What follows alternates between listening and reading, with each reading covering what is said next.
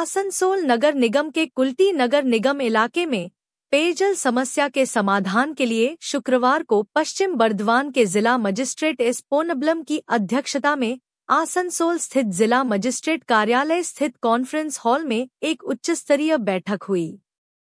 बैठक में आसनसोल नगर निगम के मेयर विधान उपाध्याय, आसनसोल दुर्गापुर विकास बोर्ड अड्डा के उपाध्यक्ष उज्ज्वल चटर्जी, कुल्टी सेल ग्रोथ वर्क्स और डीवीसी के अधिकारी शामिल हुए। बैठक में कुल्टीपुर क्षेत्र में पेयजल समस्या पर विस्तार से चर्चा की गई। बैठक में पेयजल समस्या के समाधान के उपायों पर भी चर्चा की गई। बैठक के बाद मेयर विधान उपाध्याय ने कहा कि सेल कुल्टी के शहरी क्षेत्र को पेयजल उपलब्ध कराता है। पीने के पानी की समस्या मुख्य रूप से उन्हीं क्षेत्रों में है। बैठक में इस पर विस्तार से चर्चा की गई।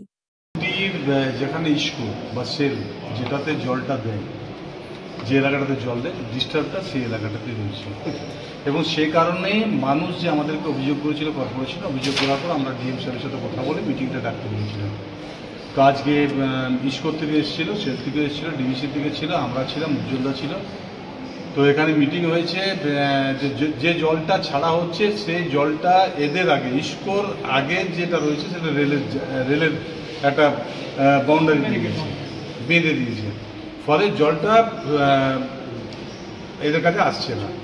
এবারে সেটাই বলছে যে যদি ওটাকে কমিয়ে দেওয়া যায়, তো সাথে সাথে আমরা বললাম রেলের সাথে একটা জয়েন্ট ভিজিট করবো এবং রেলকে আমরা এটা রিকোয়েস্ট করবো। তো সেটা সোমবার দিন 11টার সময়, 11:30টার সময় টাইম দেওয়া হয়েছে আমাদের।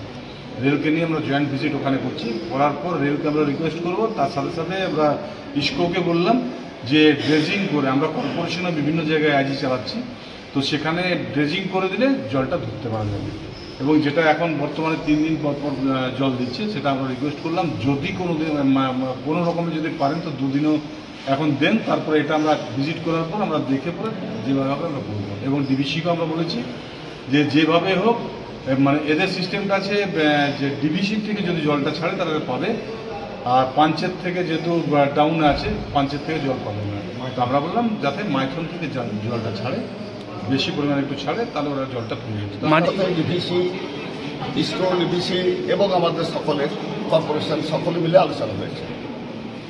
আলোচনা ডিএম সাহেব অনেক রকম বলেছেন, ভালো সেটা, কিন্তু সেগুলো সব সময় সাপেক্ষ।